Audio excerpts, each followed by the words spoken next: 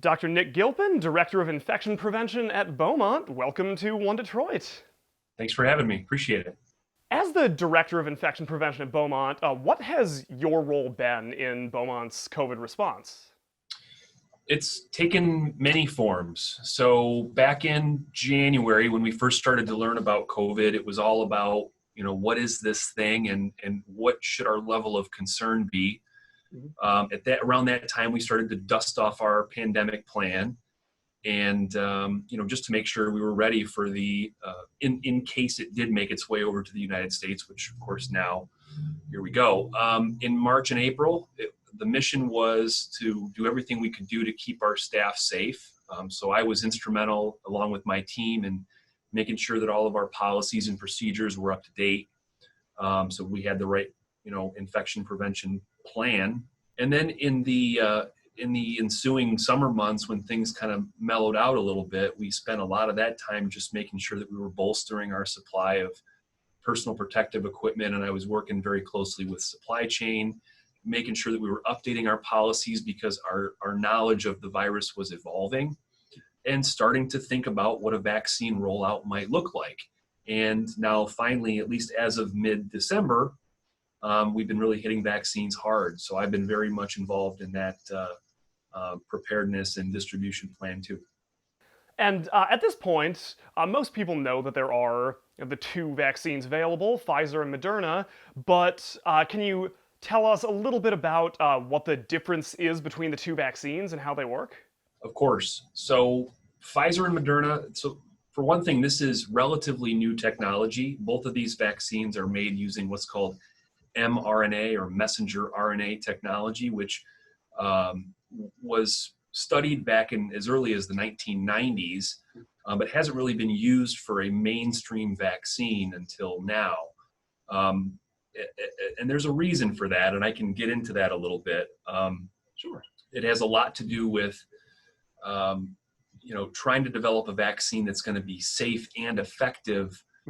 But also, when these vaccine manufacturers started to make the vaccine in their labs, they started doing this back in March, April, when COVID was still pretty red hot. Right. And labs, frankly, did not want to touch this virus. They didn't want to have to grow this virus in their laboratories. Right. So using mRNA technology allowed them to manufacture a vaccine without really having to handle the virus. So much safer and much quicker from a manufacturing perspective. Over the next several months during the summer, they were doing, of course, their phase 1, phase 2, and phase 3 clinical trials. Phase 1 trials, is it safe? Phase 2, does it work? And phase 3, sort of ongoing monitoring of the vaccine effectiveness. Right. Pfizer and Moderna are both extremely safe and effective. That's the good news. They're both around 95% effective. They both are very similar in terms of their side effect profiles, meaning very good, very low risk of any serious side effects. The most common side effects are going to be, a sore arm, a little bit of fatigue, and those types of things. The key differences between these two vaccines really are less about the vaccine itself and more about the distribution and the storage of the vaccine. The Pfizer vaccine, as you know, has to be stored super cold. So we have to have these ultra cold refrigerators that can go as far down as 70 degrees below Celsius, which is pretty doggone cold. It's like Antarctica in the wintertime. And the Moderna vaccine, on the other hand, can be stored in a much more conventional type of fridge. So from a logistics perspective, Pfizer makes a lot of sense for large healthcare systems that have these ultra cold freezers. Moderna makes a lot more sense for community settings, doctors' offices, retail pharmacies, places like that where they may not have access to these. But in terms of, from the perspective of the consumer, there's really not any difference as far as I can tell, as far as which one works better or is safer. And you were the first person to get the vaccine at Beaumont, correct? That's right. On December 15th, I got the first dose, and everything went, I'm happy to report everything went really well. No issues. I think the reason that I was chosen to be the first to receive it was because, on one hand, I am an infectious disease physician. I do see patients. I do have a frontline clinical role. I think on the other hand, because of my role in infection prevention and how sort of intimately involved I've been with this whole process, I've been looked at as a leader. And I think a leader's job is to lead, is to be a good ambassador. And so that's been one of my roles here, is to be an ambassador for our healthcare workers and to show them that I believe this is a safe and effective vaccine and I'm going to take it. And so you should too. And so, from your personal experience with it, I mean, can you just tell us a little bit about what your personal experience was like and kind of what people should expect based on your experience? So my experience was fantastic. First of all, I went in and I got the first dose of the vaccine. It was like every other vaccine I've ever received. It's a shot in the arm and you're, in and out before you know it. I was fortunate. I really didn't have any side effects. I've, had many vaccines over my lifetime, flu shots, tetanus shots, hepatitis B vaccines. And I would say this vaccine was on par with everything else I've received. And in fact, it's probably even less discomfort than other vaccines that I've received. I really didn't have much in the way of soreness or fatigue, fevers or chills after the first dose. Compare that with some tetanus vaccines that I've gotten in the past. Tetanus shots can be pretty uncomfortable. If you've ever had a tetanus shot before, they can make your arm hurt for a couple days. This was better than that. 3 weeks later, January 5th, I got the second dose. And after the second dose, I had a little bit more discomfort in my arm. It was probably a 3 on a scale of 1 to 10. So not anything serious. I took one dose of ibuprofen just to make sure that, the pain was under control, and that was it. And the next morning when I woke up, I felt perfectly fine. I have heard some of our healthcare workers say that they've had some discomfort, some fatigue. We have been encouraging people, if they're concerned about side effects or if they have a history of having exuberant reactions to vaccines, to schedule the vaccine on a day when you know that the next day you'll have some time to recover. So for example, if you know you're not going to work on Saturday, get the vaccine on Friday so you can rest if you need to. And that's worked out really well for us. We've had very, very few of what I would consider serious side effects, very few missed days of work, very few people that have had to call off sick. And I'm happy for that. That's great. And now, as far as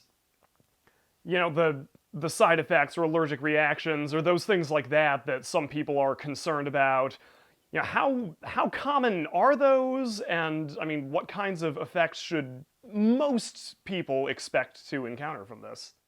Most people should expect to get a little bit of soreness in the arm. You might feel a little bit run down.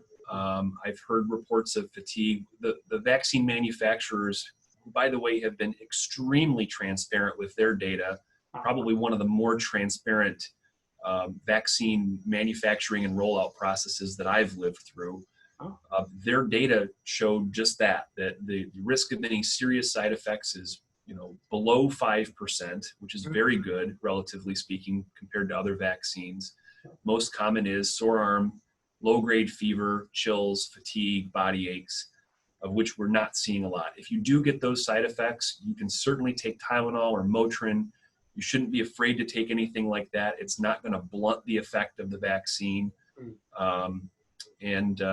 That's consistent with what we've seen. What I like to tell people is, look at the bright side. If you do have a reaction like that, it means the vaccine is working, right? It means your immune system is ramping up to fight the fight. So just like when, if you're like me and you fell off your bike when you were a kid and your mom put that horrible stuff on your knee that made it burn like hell, then she'd say, well, that's how you know it's working. And this is kind of like that. I mean, you get that discomfort after the vaccine. That's your immune system ramping up to fight the fight. Of course, there's a lot of confusion out there, a lot of misinformation out there, and kind of a lot of willful misinformation out there about vaccines and their safety and the development and whatnot. What do you wish people understood better about vaccines, how they're developed, the vetting process, and what do you wish people understood better about this vaccine in particular? Well, I'm sympathetic because this is one of the quickest vaccine rollouts. It's the quickest vaccine manufacturing process that we've ever lived through. The next quickest, you'd have to go back in time 60 or 70 years to when we rolled out polio. Hmm. And that was about a 5-year process. This was 9 months of manufacturing.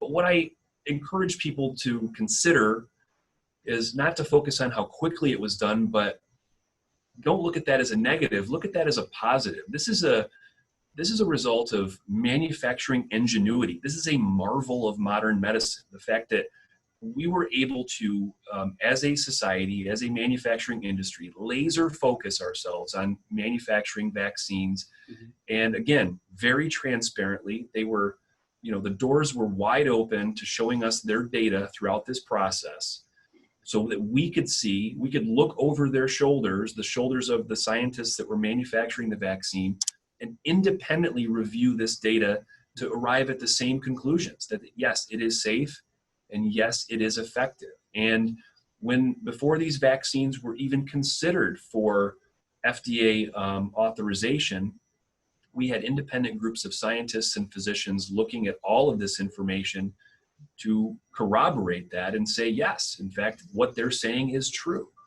So don't just take it from me. Other independent scientists and physicians and healthcare workers have looked at this and have arrived at those same conclusions.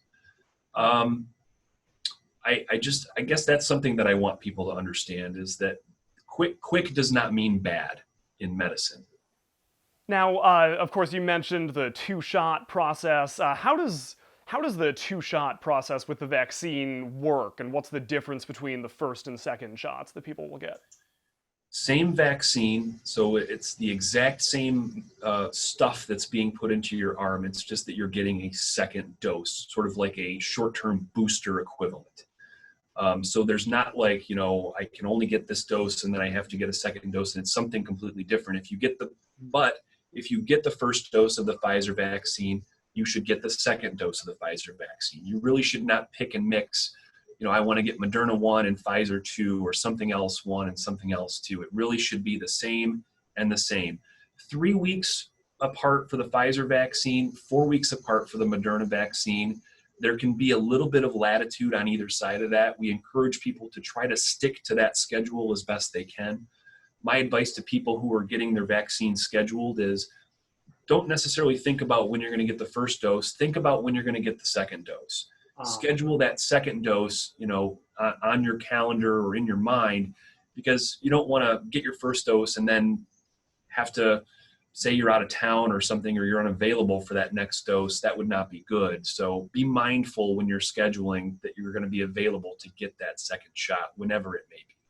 And then once someone has taken the vaccine, how quickly do they develop immunity, and do we know how long that immunity will last once they've been vaccinated? Yeah, these are great questions. So when you get the first dose, you will have some immune response, some level of protection. Now, it won't be a lot. And the vaccine manufacturers have shown that after the first dose and after about 7 days after the first dose, you'll have around 50% protection. That's pretty good. It's not enough, but it's a pretty good start. So you get that first dose. About a week later, your immune system ramps up. You have some protection on board. Then you'll get your second dose, whether it's 3 weeks or 4 weeks, depending which vaccine you get. Then fast forward another 7 to 10 days, and you'll have the full protection on board, which for both of these vaccines is around 95% effectiveness. A couple things I need to highlight here. The way that these studies were done, they were done by taking participants and injecting them with vaccine or placebo in the case of the trials, and then releasing these individuals into the wild. And then if you got COVID, you reported it as such. So we know that the vaccine is extremely effective at protecting you from getting COVID disease. But there's the unanswered question of, does the vaccine prevent COVID transmission? And that might sound kind of funny, but think about it like this. If I say I'm vaccinated, say that someone comes along and they cough or sneeze in my face. First of all, that's gross. But second of all, I could potentially harbor some COVID in my upper airways, in my face, in my mouth, in my nose, and I could potentially transmit that to others. I will not get sick from COVID myself because I'm vaccinated, but there's still a potential for transmission. So what does that practically mean? What it means is I want you to get vaccinated, but after you get vaccinated, that's not a free pass to then rip off your mask and go on about life as we knew it. We're still going to have to be diligent about doing all the things, wearing masks, social distancing, hand washing, at least for the foreseeable future. I can tell you scientists are working on this right now to try to answer that very question of, does the vaccine not only stop disease, does it also stop transmission? So stay tuned. What percentage of the population needs to be vaccinated before we can reach the kind of like widespread, like societal, immunity or moving past the pandemic that we're all kind of looking forward to in the long term? Yes, I have heard numbers floated around in the 70 to 80% range. So let's take 70%. And that's a big number. If you think about it, just, it's difficult for this country to get 70% of anything.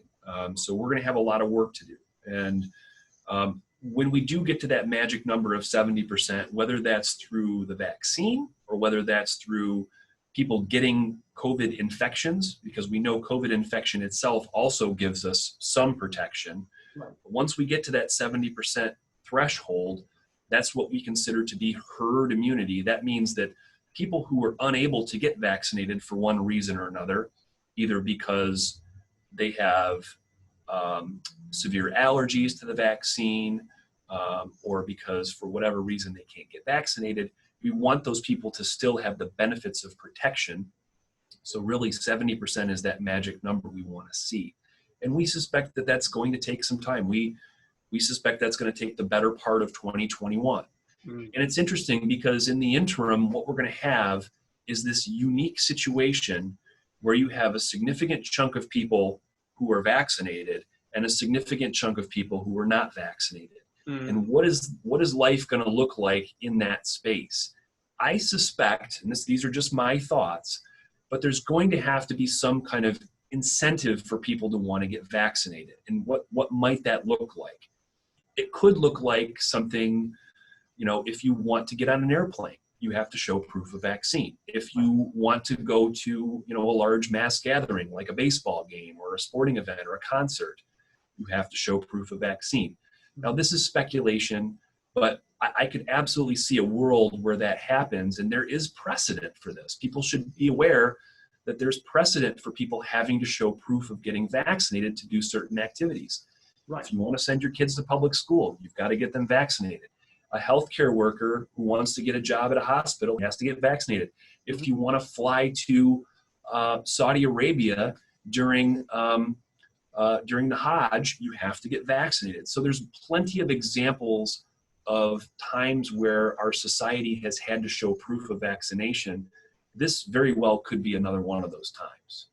Do we know yet an answer to the question of, once you're vaccinated, does that immunity, how long does that last? Are we going to need a second round of the vaccine in a year, like a flu shot, or how does that work? That is an important question. So we don't know exactly how long this immunity is going to last. And the reason for that is when they did these studies were done in about 3 months. So we have only about that much data to make this determination based on. And we know that the vaccine is effective for at least 3 months.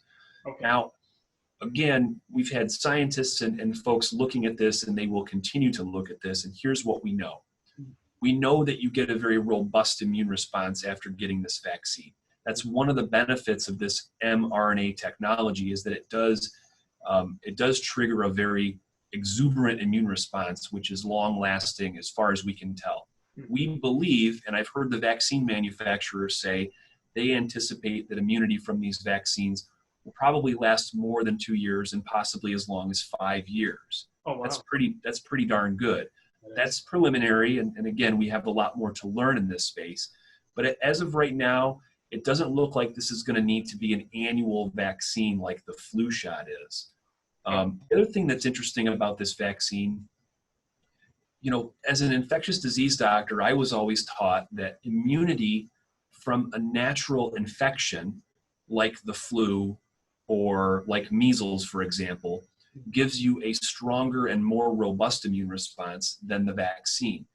This actually seems to be the other way around. You actually seem to get stronger immunity from the vaccine than you get from the infection itself. So even if you have gotten COVID before, even if you had COVID back in April, or even if you had COVID as recently as, say, Thanksgiving, you should still be thinking about getting the vaccine because it's going to give you longer lasting protection than the infection would. So now, the rollout of the vaccine is obviously very complicated, and there's quite a bit of confusion about that. How is the rollout of the vaccine currently, at least, working? We have spent the last 3 to 4 weeks focusing on our 1A priority groups. 1A is healthcare workers and residents of long-term care facilities. Mm-hmm. The hospital healthcare system I work for, Beaumont, has vaccinated more than 20,000 of our healthcare workers, which is around half. We have 38,000 employees, around 5,000 physicians, so we're about halfway there in just under 4 weeks. That's pretty darn good. Yes. We had set a pretty aggressive timeline that we were going to try to vaccinate all of our healthcare workers, or at least as many healthcare workers as wanted to get vaccinated, in around 4 to 6 weeks. We're not quite there, but we're pretty close. You probably heard just recently, as recently as this last week, that now the state of Michigan is going to open up the floodgates and start moving into what we call the 1B priority groups. 1B is going to be essential workers that are not healthcare workers. So this is going to be teachers, firefighters, police officers, inspectors, and a whole host of others. You can find this on the michigan.gov website for more information. Unfortunately, what we're seeing and experiencing in real time is a mismatch in supply demand. We have a lot of demand. We don't have enough vaccine. Beaumont alone touched over 500,000 people over age 65. We do not have 500,000 vaccines to give, unfortunately.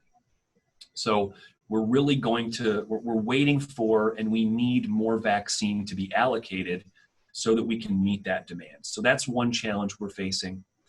The other challenge we're facing is an infrastructure challenge. So when you have that many people descending upon you to get vaccinated, which, don't get me wrong, I'm very happy that all these people want to get vaccinated. Right. Unfortunately, I need to make sure that my infrastructure is in place. That means staff, that means space, that means locations where we can administer. Beaumont is working on standing up some extra vaccine administration sites throughout Southeast Michigan. We hope to have them online as early as this week, and that will help fix some of the infrastructure problems, but we still need more vaccine allocation. Is there a current estimate of how long it might take before this vaccine is just kind of widely available to everyone? Probably we're looking into, again, speculating, but probably looking at the mid to late spring. That puts us into around March, maybe April, contingent on if we can get more vaccine allocated to us. I think that's really going to be the limiting factor. We're trying to proceed in an orderly fashion. We're trying to start with healthcare, move to other critical infrastructure workers, into people that are over age 65. That's where we are right now, critical infrastructure and over 65. And then once we've satisfied that, or once we feel like we've at least extended the invitation to those folks and given them an opportunity, then open season, anybody can get it. Just to take a step back, when we first started dreaming of the possibility of a vaccine back in the summer of last year, a lot of us, myself included, really did not see a vaccine being widely available in early 2021 as even a remote possibility. Right. It just felt like too monumental of an undertaking. So the fact that we are sitting here today and having a conversation about a vaccine that is tangible is a good thing. Yes. It's unfortunate that we don't have enough supply to meet demand, but with time and with a little bit more infrastructure and with hopefully a little bit help from our friends at the state and federal government, I'm optimistic that by spring, summer, we'll be able to get a lot of people vaccinated, and that's our goal. Dr. Nick Gilpin, thank you for joining us on One Detroit. My pleasure. Thanks, Chris. You can find more at onedetroitpbs.org or subscribe to our social media channels and sign up for our One Detroit newsletter.